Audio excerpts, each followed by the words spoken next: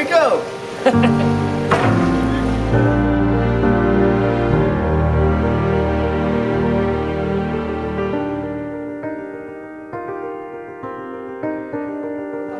From this place, it was also scary. 15-го числа March was a big destruction of this area. All time. Це сказати даже дуже даже Hi guys, we're talking to you from Chernigiv, Ukraine. We're visiting with some friends that we've made acquaintance with. Their home was bombed repeatedly. This entire village where we're standing right now was bombed on a repeated basis.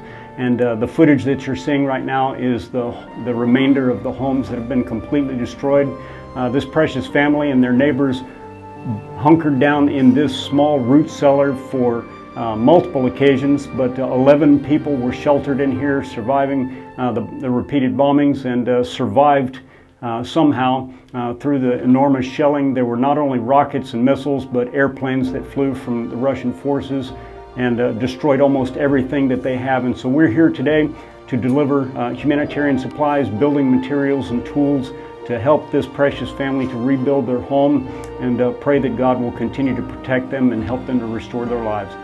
Mission 823 from Chernigiv, Ukraine.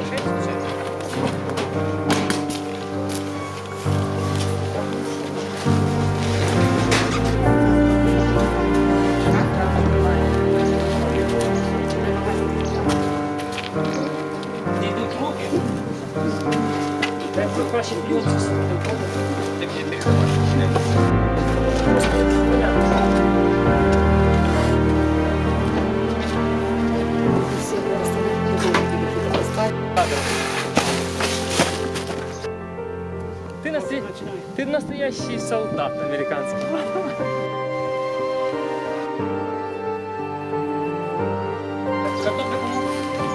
Тома, тетя Катя.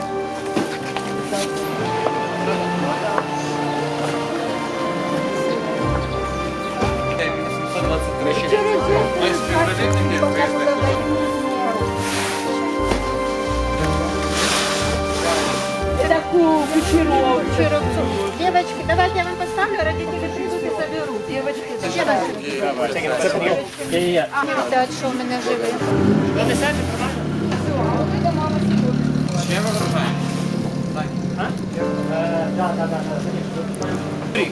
Going to Rick. Анатолію брали, так?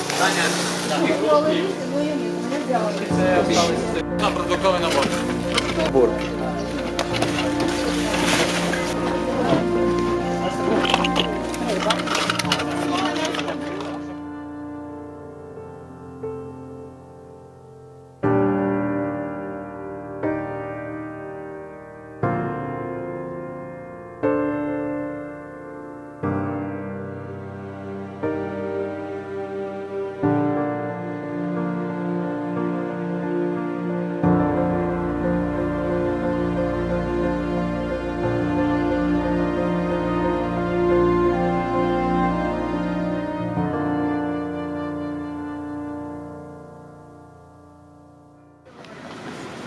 Пока-пока. Пока-пока.